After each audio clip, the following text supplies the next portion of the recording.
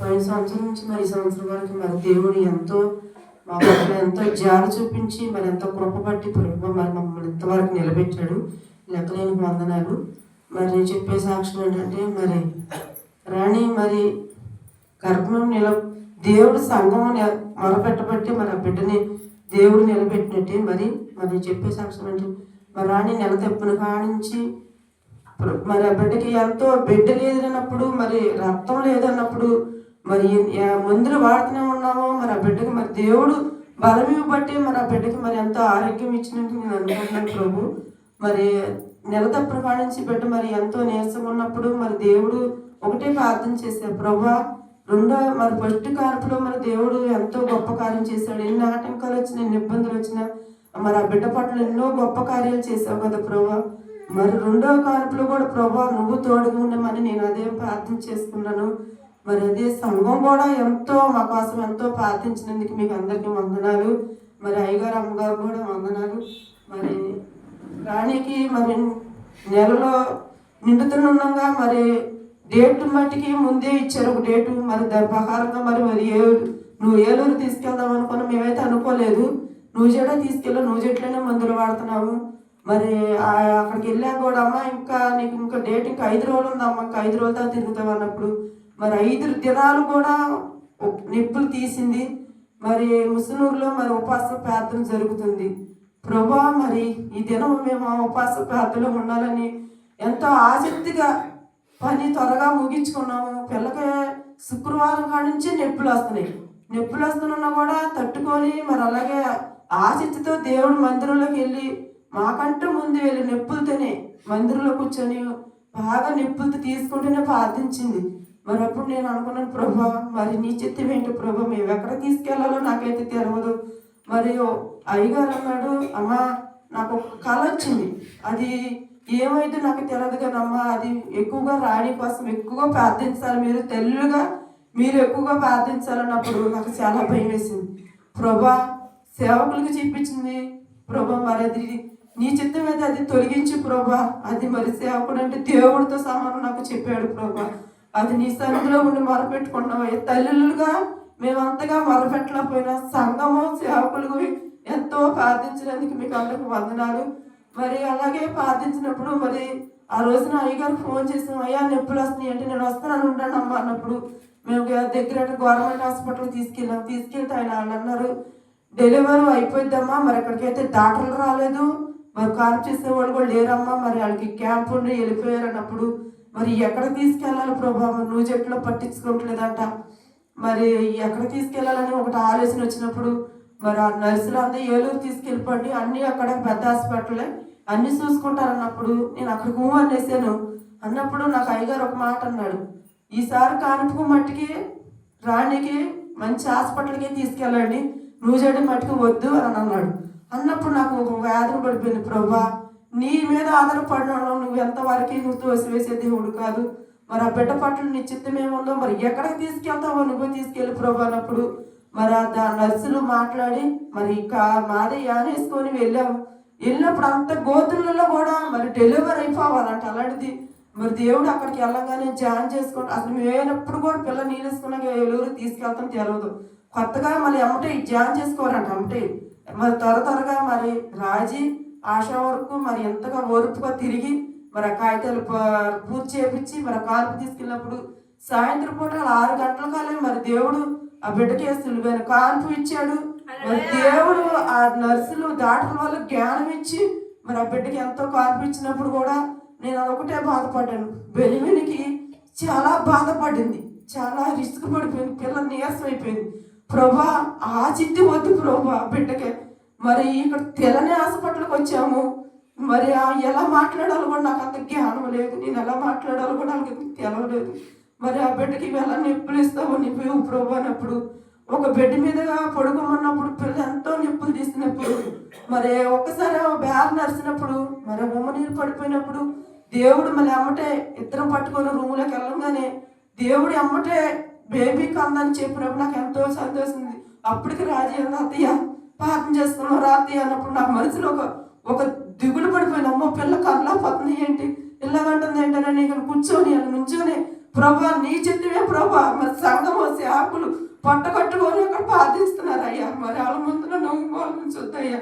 నీ సేవకుడితో ప్రార్థించుకొని మేము ఈ హాస్పిటల్కి ఎల్లమన్న హాస్పిటల్గా వచ్చాము.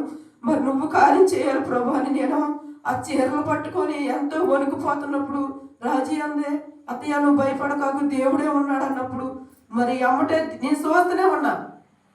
బిడ్డలో ఆడు ఎంత సహకరించమన్నప్పుడు దేవుడు నేను ఒకటే ప్రార్థించా, అయ్యా పరమదాటరు నువ్వు ప్రభా, అయ్యా నువ్వు పట్టుకుంటే బిడ్డ సుఖంగా ప్రసవించింది అయినప్పుడు దేవుడు అలాగే బిడ్డ పుట్టగానే కేకలతో అరిసికుంటూ బయటకు వచ్చినప్పుడు దేవుడు నేను ఎంతో సంతోషపడి ప్రభా బిడ్డ లోన ఉమ్మనే తాగిద్దంటారు, మట్టి తిన్నదని అన్నారు. అలాంటిది ఏమి లేకపోకుండా దేవుడు సుఖమని కనిపించాడు, తేలిక కన్నందుకు వందనాలు.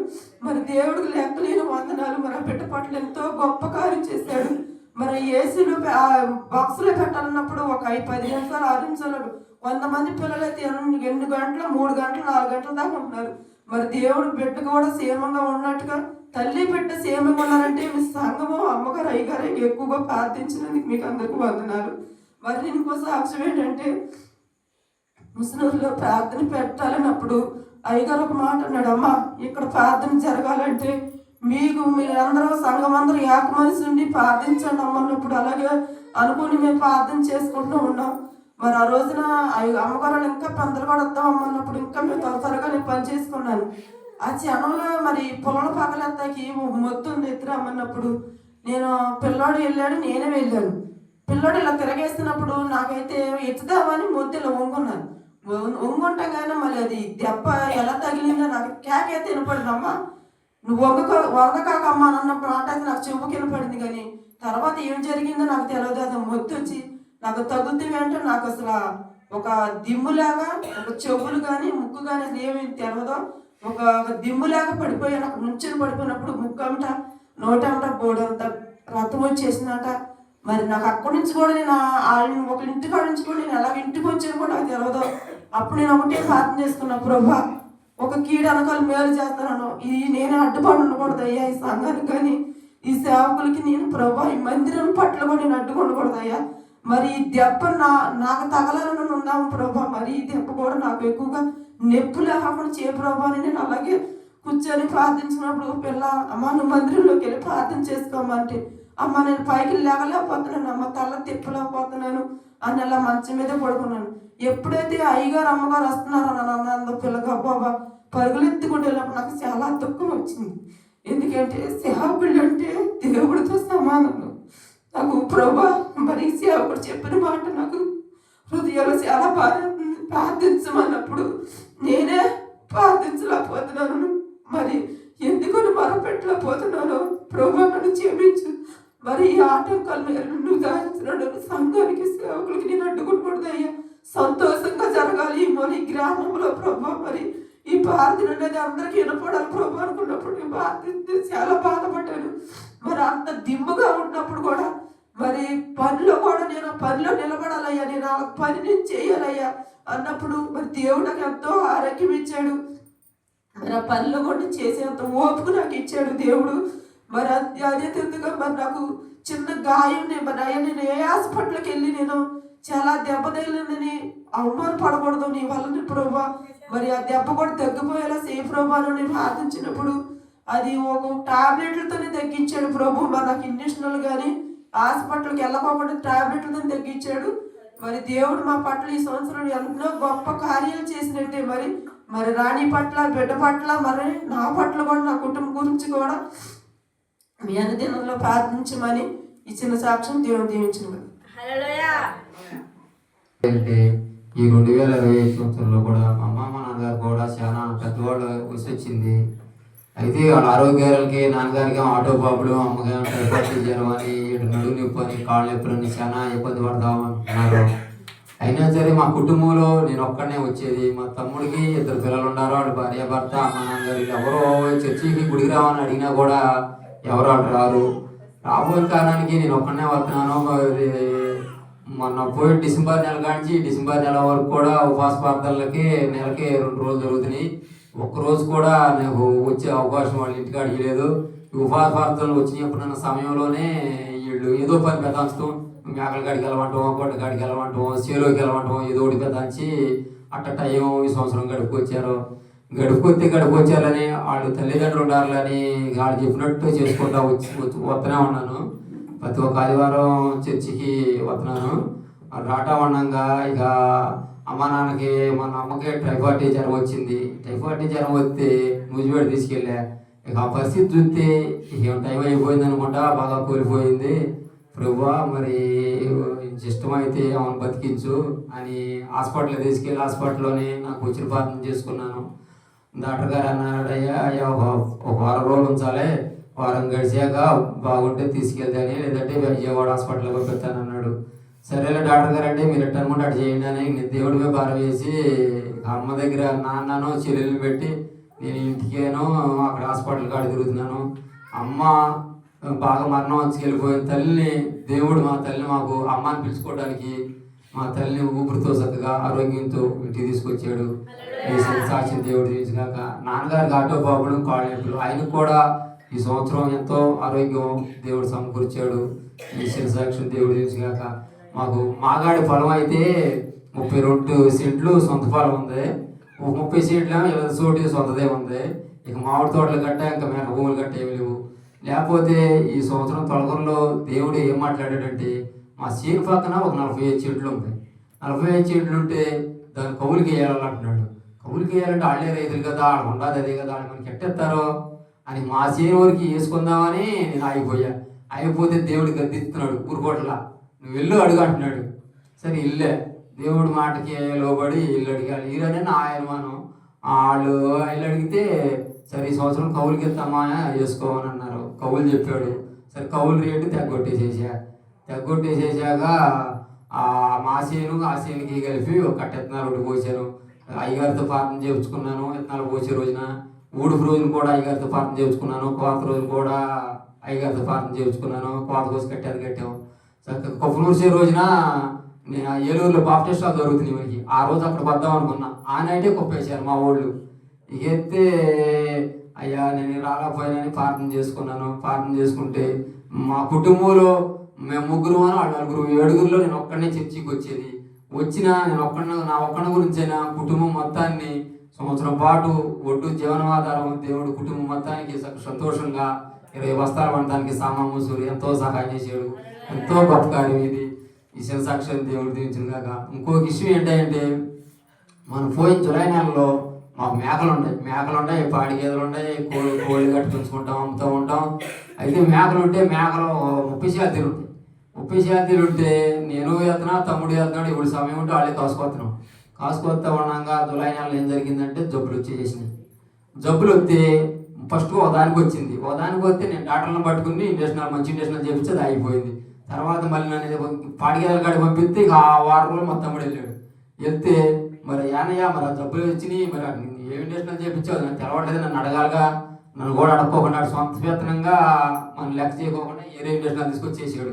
వాడు చేసే కొద్దిగా మనకు రేజ్ అయిపోయి 2 రోజుల్లోనే 6 శాతీలు చచ్చిపోతే ఆ నెలలోనే శనివారం శుక్రవారం ఇక్కడ ఉపవాస ప్రార్థన జరుగుతుంది. అయ్యగారికి ఫోన్ చేశా.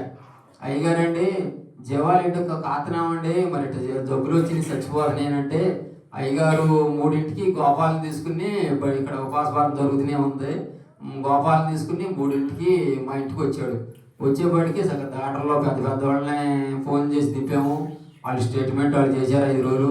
అయ్యగారు చూసి అయ్యా తగ్గిపోతుంది అయ్యా, నువ్వేం భయపడకాకు, జారిపోయి రావు కదా, నేను ప్రార్థన చేస్తానని అయ్యగారు అక్కడే ప్రార్థన చేసేసాడు గోపాలను పెట్టుకుని. సరే మళ్ళీ అక్కడ ప్రార్థన చేసాడు అయ్యగారు. మరి ఇక్కడ సంఘంలోకి వచ్చాక అందరూ సంఘం మొత్తం అమ్మగారు అయ్యగారు ప్రార్థన చేశారు.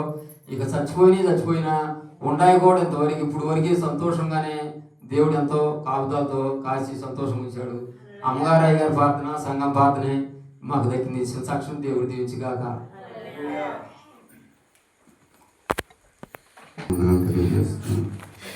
మరి 2025 సంవత్సరంలో మరి సేవకుల్ని, మరి అమ్మగారిని, మరి సంఘస్థుల్ని మరి నేనేమన్నా తప్పుగా మాట్లాడుంటే, మరి నా వల్ల ఏమన్నా మీరు ఇబ్బంది పడితే నన్ను క్షమించండి. మరి నా సాక్ష్యం ఏంటంటే, మరి బెన్విను పుట్టిన తర్వాత మళ్ళీ రాణి నీళ్ళేసుకున్న తర్వాత నాకు తర్వాత వీళ్ళు కొంతమంది మగపిల్లడు కావాలని అనుకుంటున్నారు. నాకైతే కనుక మనసులో ఉంది, కాకపోతే ఏంటంటే నాకు ఆడపిల్లనే ఉంది. నేను నిజం చెప్పాలంటే నేను ఫస్ట్ బెన్విన్ నీళ్ళేసుకుని ఉన్నప్పుడు నేను మగపిల్లడిని కావాలని నేను దేవుణ్ణి అడగలేదు. నీ చిత్తం అయితే కనుక ప్రభువా తేలికలు ప్రసవించు, తల్లి బిడ్డ వేరుపరచు వరకు కూడా నీ కాపుదలుగా ఉండు ప్రభువా అని క్షేమంగా వాళ్ళు ఇద్దరు తల్లి బిడ్డ కూడా క్షేమంగా వచ్చారు. మరి తర్వాత నీళ్ళేసుకున్నప్పుడు రెండోసారి మా అమ్మేమో మగపిల్లడే కావాలని,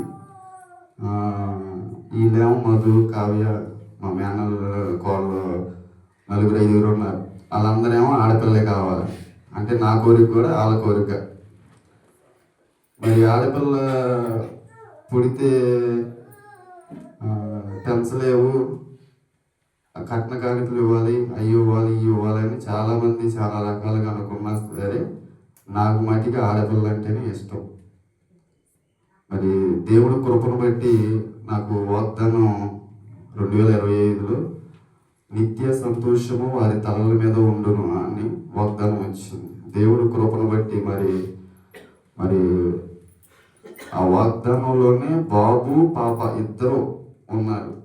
మరి దేవుడు కృపను బట్టి నా ఆశ నెరవేర్చారు. అందుకే దేవుడి నామానికి వందనాలు చెల్లిస్తున్నాను. హల్లెలూయా.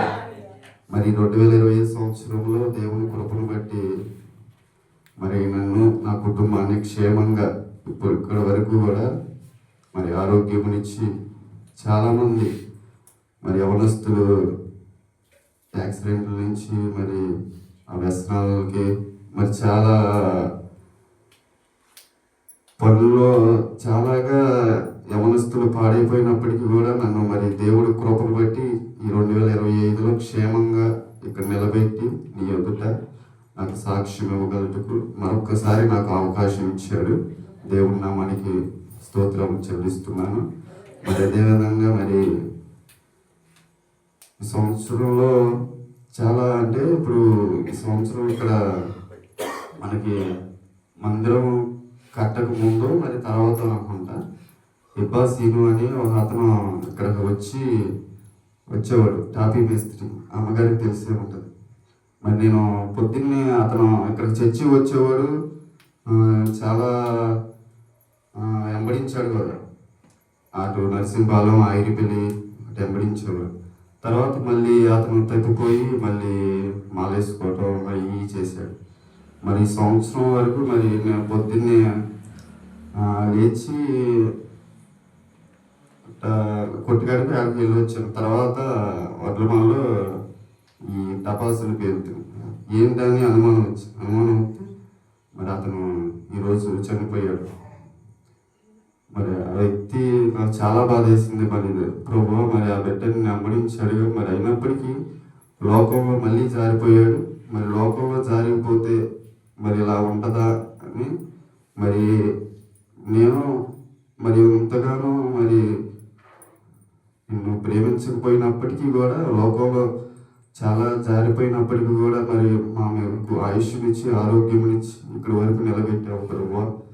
నైనా తండ్రి నీకు ఎంతగా నేను స్తోత్రాలు చెల్లించినా సరే మరి నేను యోగ్యుని కాదు ప్రభు అనుకొని నా మనసులో నేనే ప్రార్థన చేసుకున్నాను. మరి 2025 సంవత్సరంలో నన్ను నా కుటుంబాన్ని క్షేమంగా ఆరోగ్యమునిచ్చి బలమునిచ్చి శక్తినిచ్చి మాకు కావలసిన ప్రతిదీ కూడా దయచేశాడు. దేవుని నామానికి స్తోత్రములు చెల్లిస్తూ ఇచ్చిన సాక్ష్యం దేవుడు దీవించును గాక. హల్లెలూయా. స్తోత్రాలు. అయ్యగారు అమ్మగారికి నా కూడి వచ్చే సంఘ బిడ్డలకి నా వందనాలు.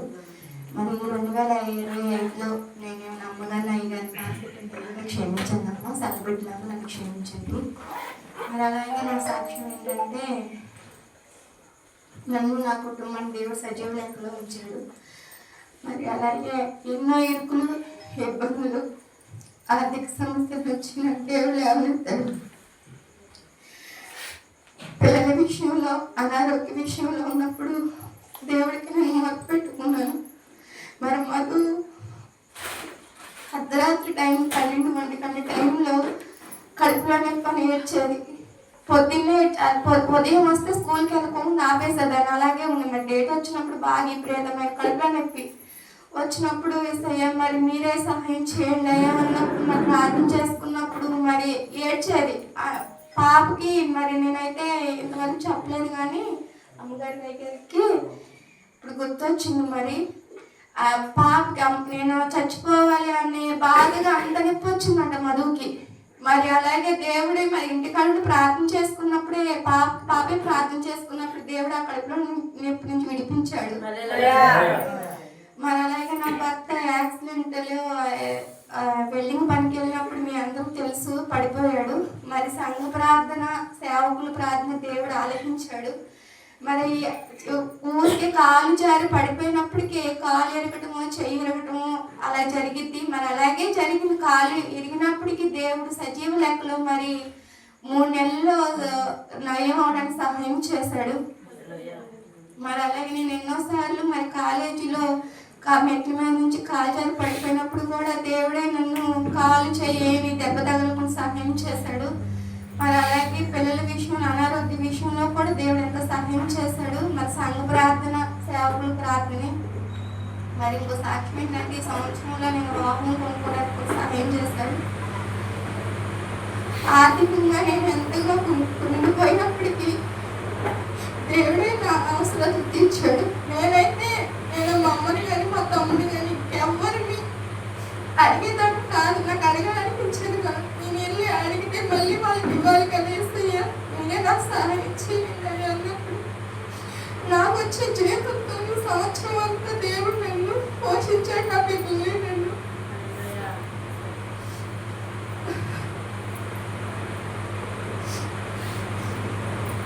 అయితే నాకు 2005లో వాగ్దానం ఏంటంటే మీరు భాగ్యం సంపాదించుకోవడానికై మీకు సామర్థ్యము కలుగు చేయవాడు ఆయనే అనే వాగ్దానం నా పట్ల నెరవేరింది. చిన్న సాక్షి దేవుడు దీవించింది కనుక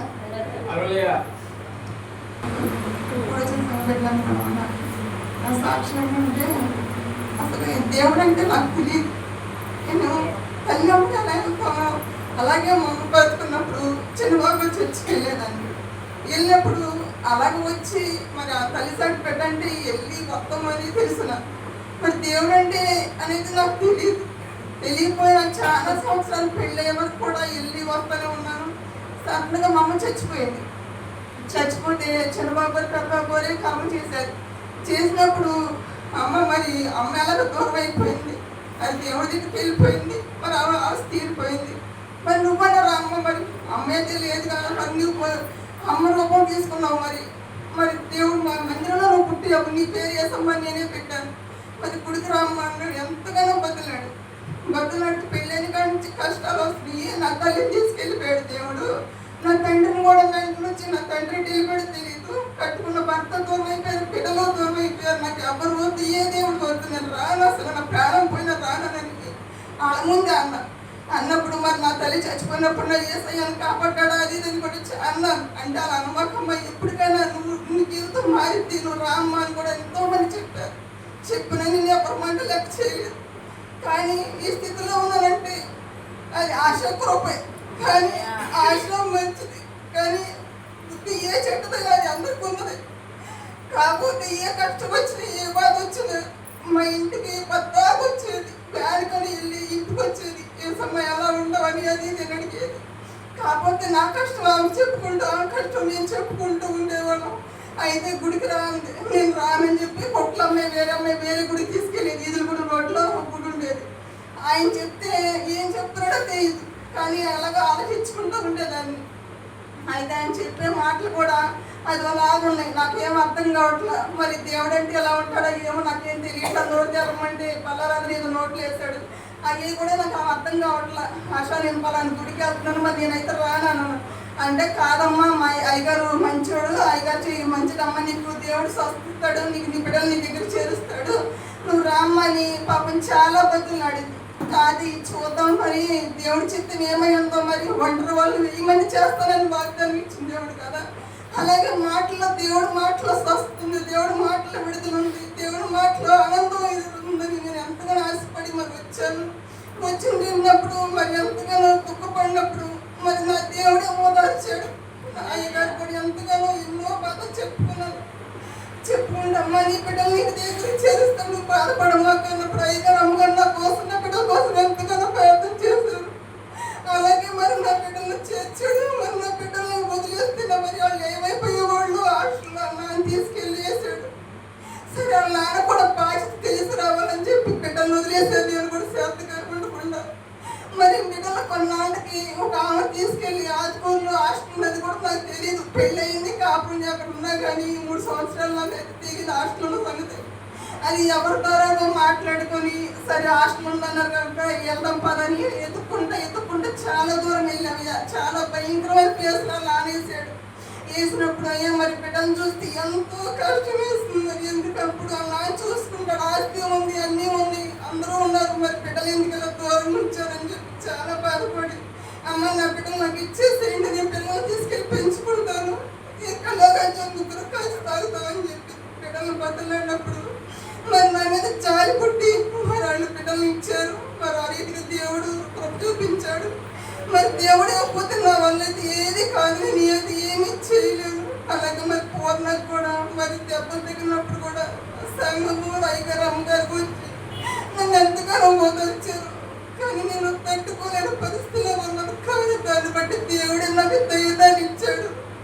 ఆ దేవుడు ఒప్పది నేను ఏం చేసేదాన్ని కాదు. ఆ బిడ్డ దెబ్బలు తగిలినప్పుడు అసలు అక్కడ నేను ఎందుకో మరి ఆ మూమెంట్లో ఎందుకనే ఫోన్ చేస్తున్నాను నాకైతే తెలియదు. ఆ ఎవరికి ఎక్కడో ప్యాతలు ఉంది, తొందరగా ఏం చేశాను, ఆ పిల్లడు చూసుకోకుండా ఫోన్ ఎత్తేసాడు. మరి భయంకరమైన దెబ్బలు తగిలినాయి. మరి తేజ మరి అన్నయ్యకి దెబ్బలు తగిలినాయి అంటే అన్నప్పుడు మరి కొంచెంసేపటికి వస్తున్నాడంట అమ్మ అన్నాడు. అంటే వస్తుందండి, అది దెబ్బలు తగలేదేమోలే, ఏదో చిన్న దెబ్బలు తగిలినా బిడ్డకు నయమైపోయి ఉంటుంది అని చెప్పి ఒక్కడేమనుకున్నాను. ఇంటికి వచ్చేసే అసలు ముక్కు నుంచి అసలు నోట్ల నుంచి ఎంతో బ్లడ్ వచ్చి ఇంత దెబ్బ తగిలితే అమ్మో అని వెలుగులాడిపోయే బిడ్డకి మరి అన్ని దెబ్బలు తగిలినాయి.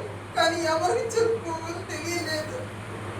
కానీ తోడబుట్టినోళ్ళు కూడా నేను చెప్పినా కూడా చెప్పొద్దు కాదు. ఎందుకంటే నా విషయంలో ఎన్ని కష్టాలు వచ్చినాయి, ఎన్ని బాధలు వచ్చినాయి దేవుడికి చెప్పుకుండగా నేను ఎవరికి చెప్పుకోవట్లేదు. అలాగే దేవుడికి మొరపెట్టుకున్నాను. నా బిడ్డకి సంపూర్ణ విడుదల ఇచ్చాడు. లెక్కలో నిలబెట్టాడు. ఎంత ఇంజక్షన్ చేయించుకోమంటే ఎంతో గడగలాడేవాడు, పరిగెత్తుకుంటూ రోడ్ల మీద వెళ్ళిపోయి ఇంటికి వెళ్ళేవాడు. అంత భయంకరమైన కానీ దెబ్బల్ని చిడిపించాడు దేవుడు. అలాగే మరి ఉపాస ప్రాంతంలో నేను వస్తుంటే మరి నాకు కూడా ఎంతో యాక్సిడెంట్ అయింది. కానీ దేవుడు కృప వల్ల మరి నేను ఎందుకు నా స్థితిలో నేను నిలబడ్డానంటే అది దేవుడు కృపే. మరి నరాలు స్టక్ అయిపోయినాయి, దెబ్బలు అయితే తగ్గినాయి. కానీ నరాలు స్టక్ అవడానికి 5-6 నెలలు పట్టింది. కానీ సరైన మందులు కూడా వాడలేదు నేను, అది నా తప్పే. కాకపోతే ధనం లేక నేను ఏం చేయలేక పిల్లడు అక్కడ కష్టపడతాను. గవర్నమెంట్ హాస్పిటల్లో నేను అయిపోతుంది వెళ్ళి అవి తగ్గించుకుంటాను అని చెప్పి నేను అని ఆయన 3 హాస్పిటల్ గవర్నమెంట్ హాస్పిటల్ తిరిగాను. నయం అవ్వకపోయేసరికి సరే ప్రైవేట్ హాస్పిటల్ కన్నా వెళ్ళి నయం చేయించుకున్నాము. మరి ధనం అయితే ఇవ్వాలి కదా, రేపైనా సంపాదించుకోవచ్చు, కాళ్ళు చేతులు శుభ్రంగా ఉంటే మనకు చాలని చెప్పి నేను మరి వెళ్ళి పరిగెత్తుకుంటే హాస్పిటల్కి వెళ్ళాను. వెళ్ళినప్పుడు దేవుడు ఒక నెలలోనే నాకు చేయి విడుదల ఇచ్చాడు, చేయి నొప్పి అంత తగ్గించాడు. కానీ దేనికి వెళ్ళాలని ఎంత నరకం అనిపించానంటే దేవుడికి తీయాలి, ఇప్పటి నుంచి తీసుకెళ్ళిపో. నేను ఎంతో బాధపడ్డాను. ఈ చేయి నొప్పి తట్టుకోలేక ఎవరికి చెప్పుకోవాలి అర్థం కాదు. తోడబుట్టిన చెప్తే ఎవరు తగ్గించుకోవట్లేదు. తోడబుట్టిన అన్నయ్య టేస్ట్ రామంటే కూడా నేను రానన్నాడు. కానీ దేవుడు నన్ను వదిలిపెట్టడు.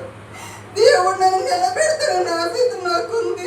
మనుషులు మోసం చేయొచ్చు, దేవుడు అన్యాయస్తుడు కాదు. కానీ నేను ఎదుర్కొన్న దెబ్బలకి నా దేవుడు నన్ను నిలబెడుతున్నాడంటే అది దేవుడు కృపే, అది దేవుడు దేవుని అనుకున్నా నేను. అవి దేవుని ఇచ్చిన అందరాలు. మీ అందరికీ మళ్ళీ స్టేషన్ తిరుగుతున్నాను రోజు. కానీ ఆ స్టేషన్లో ఎస్ఐ గారు అయితే మా మధ్యన పిలిపించలేదు. కానీ కానిస్టేబుల్ ఫోన్ చేసినప్పుడు మా భర్తతో మాట్లాడినప్పుడు ఏదో ఒక వంక చెప్తున్నాడు, ఏదో ఒక వంక చెప్పి తప్పించుకుంటున్నాడు. మొన్న కూడా మేమిద్దరే పిల్లలు తీసుకుని పొద్దునే చీరలు వెళ్ళాం, తను పట్టుకొని తీసుకురావాలంటే అయినా ఇంట్లో ఉండే లేనని చెప్పేసి పంపించేశాడు మమ్మల్ని. మీ అందరి పేదలకు జ్ఞాపకం చేసుకుని పొలం విషయం తేలాలని నేను ఆశపడుతున్నాను. కానీ 2 విషయాల్లో నేను నలిగిపోతున్నాను, కుంగిపోతున్నాను మీకు తెలుసు. కానీ దేవుడు నా పక్షాన, నా బిడ్డల పక్షాన ఉన్నాడని నేను నమ్ముతున్నాను. నాకు న్యాయం జరిగిద్దని నేను నమ్ముతున్నాను. మరొకసారి నేను సాక్షిగా నిలబెడతానని ఆశపడుతున్నాను. ఆశపడపడని తృప్తిపరిచే దేవుడు, ఎన్నో విషయాల్లో నన్ను నిలబెట్టిన దేవుడు ఈ విషయాన్ని బిడ్డలు జ్ఞాపకం చేసుకుని మీ సాక్షిని దేవుడు దీవించింది.